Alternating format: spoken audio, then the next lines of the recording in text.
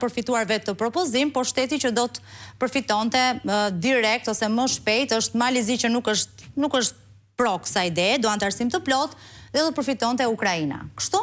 Për të bërë një përmbledhje.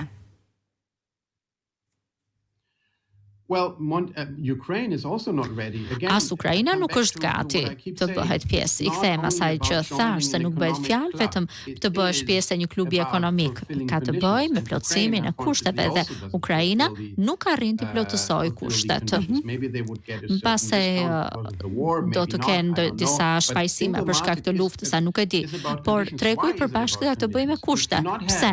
Sepse nuk mund të kesh një treg të përbashkët me fqinjin tënd, në qoftë se nuk e besim tek sistemi i drejtësisë, në qoftë se ti nuk beson se ai do t'i përmbahet të kontratave njësoj si ti. Nëse sistemi i ti drejtësisë nuk është i fortë sa duhet. Patjetër që mund të kesh marrëdhënie tregtare me Azerbajxhanin, me Bielorusinë, por nuk mund të jesh pjesë e një tregu të përbashkët me këto dy vende, sepse këto dy vende nuk kanë sisteme drejtësie funksionale të cilat të mbështetesh. Dhe për këto ke nevojë kur bëhet fjalë për rrëzimin e kufive tregtar apo kontrolleve tregtare. Kjo është çështja kryesore. E qartë. Një kuriozitet, po shumë shkurt këtu, që të ndalem te dy pyetjet e fundit. Ngjan kjo me Ballkanin e hapur? Si nisëm? Gjermania për Ballkanin e hapur ka qenë totalisht kundër. Ka qenë pro procesit Berlinit.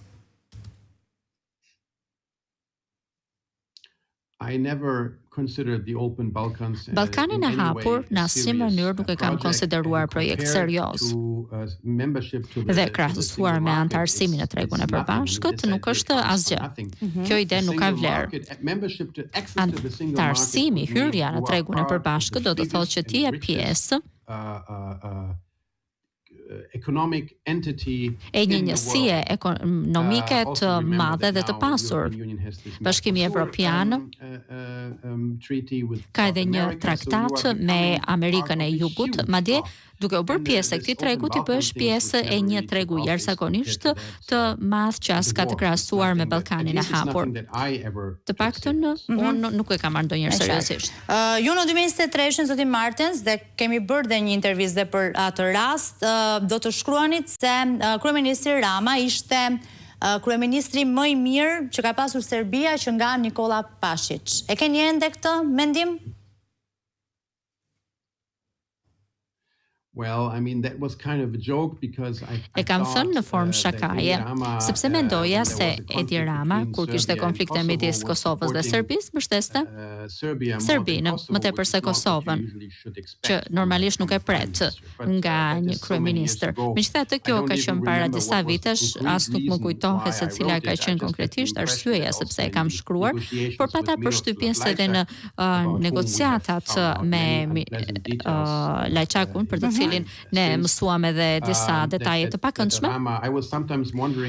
Shpeshherë kam pyetur veten se anën e kujt mbështeste Rama, të Serbisë apo të Kosovës, që normalisht je pret që Tirana të mbajë anën e Kosovës, por nuk e dim se cilat janë marrëdhëniet midis zotit Vučić, Rama dhe Kurti, ose me sa dim nuk janë marrëdhëniet më të mira. Po, dhe pak ditë më parë në bordin e paqes, zoti Rama do të fliste në fakt për çështjen e gjyqit të Hagës me shqetësim, duke kërkuar presidentit amerikan që të ndihmonte sepse po përdorej përmes lobit serb, po e sill të përmbledhur këtë gjë, po përdorej dhe po dëmtohej Kosova. Ndërkohë pak ditë më vonë vjen ky editorial i përbashkët dhe po ditën kur u publikua ky editorial i përbashkët, Aleksandar Vučić do të krahasonte sulmin në Iran me bombardimet e NATO-s në Serbi, pa përshirimin e Kosovës. A ka një perspektivë të rrezikshme kjo qasje edhe përsa i përket influencave, se tham, ekonomia nuk mund, edhe tregu i përbashkët, nuk mund të ndahet nga gjeopolitika dhe ju më mirë se sa kushdo e dini, sidomos kur bëhet fjalë për Ballkanin, influencën ruse dhe gjithçka tjetër.